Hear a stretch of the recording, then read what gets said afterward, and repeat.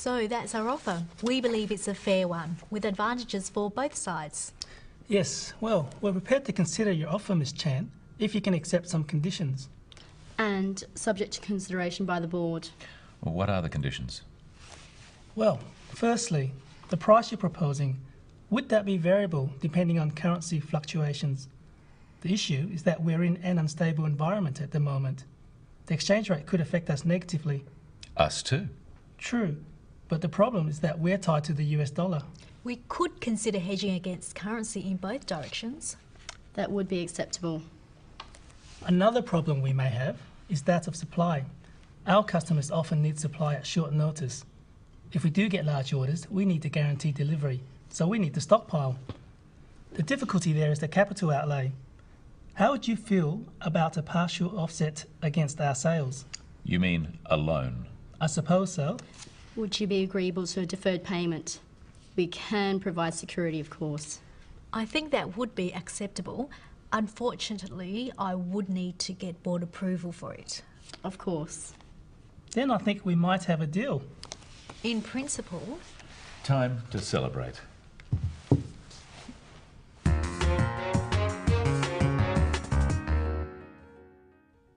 In negotiations, it's usual for each side to have conditions that make the deal better or safer for them. A condition is a change in the terms of a deal which is necessary before one side or the other agrees. Yes, well, we're prepared to consider your offer, Miss Chan, if you can accept some conditions. And subject to consideration by the board. Notice that Victor uses language carefully. He doesn't say, "We agree to your offer." He says, "We're prepared to consider your offer." He is signalling to the other side that there is a chance for agreement by using the word consider, which means think about. He then makes this conditional by saying, "if you can accept some conditions." In English, using the word if in this way is called a conditional. Victor is saying, "We can consider your offer if you can accept some conditions." One part of the sentence is conditional on or depending on the other. The negative is also true. If they can't accept the conditions, Victor can't consider the offer.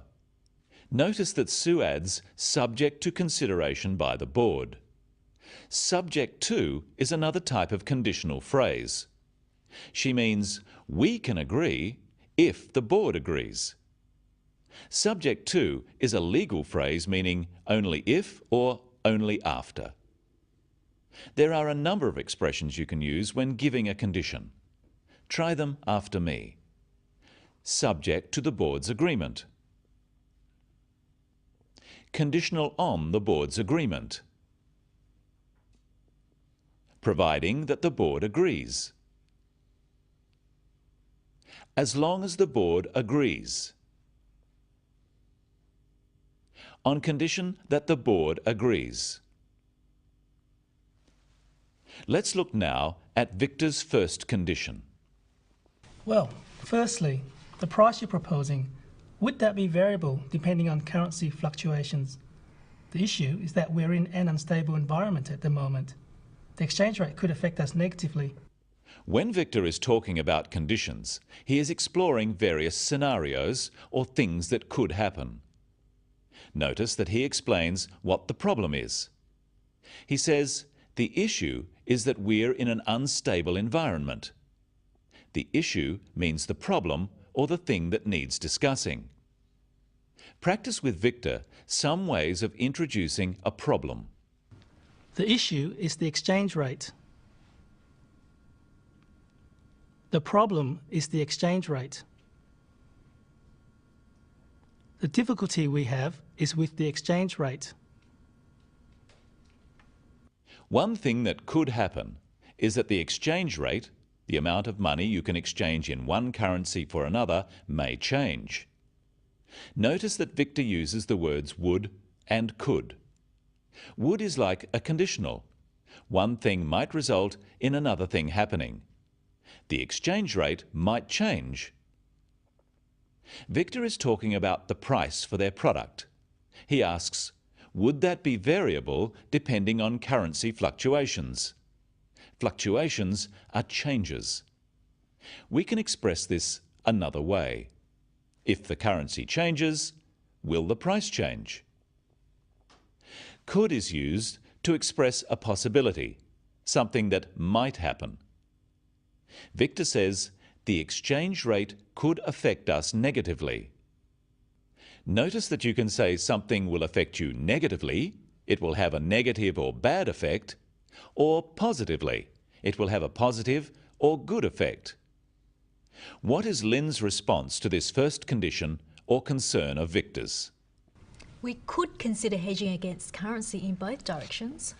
That would be acceptable. Like Victor, Lynn is being careful.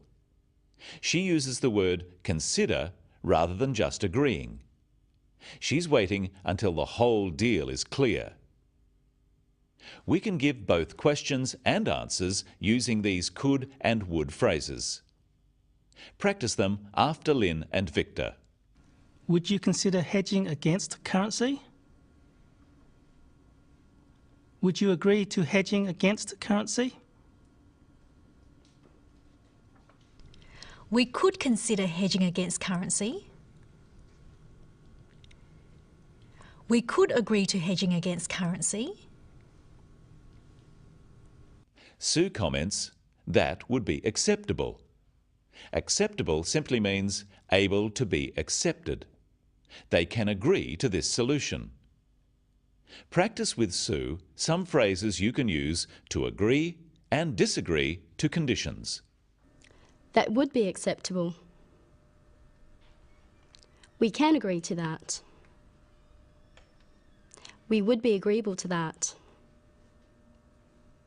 That wouldn't be acceptable, I'm afraid. I'm afraid we can't agree to that. We wouldn't be agreeable to that. Notice that to agree with someone is to think they are right. To agree to something is to accept a proposal. What is Victor's second condition? Let's see. If we do get large orders, we need to guarantee delivery, so we need to stockpile. The difficulty there is the capital outlay. How would you feel about a partial offset against our sales? You might use the phrase, how would you feel about something, if you think it may be a difficult condition for the other side to accept. Sue puts this proposal a different way. Would you be agreeable to a deferred payment? We can provide security, of course. I think that would be acceptable. Unfortunately, I would need to get board approval for it.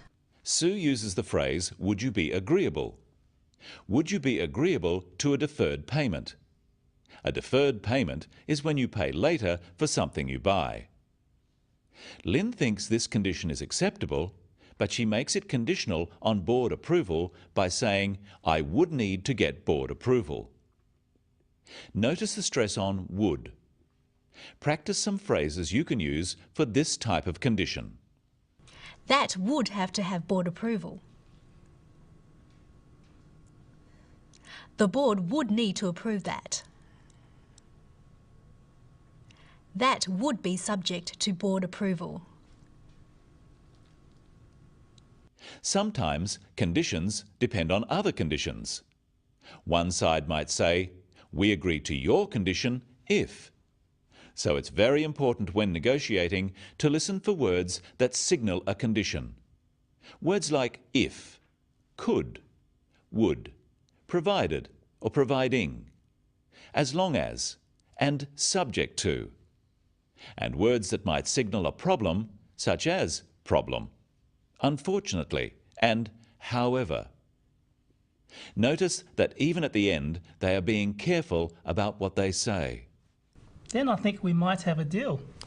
In principle, Lynn agrees in principle.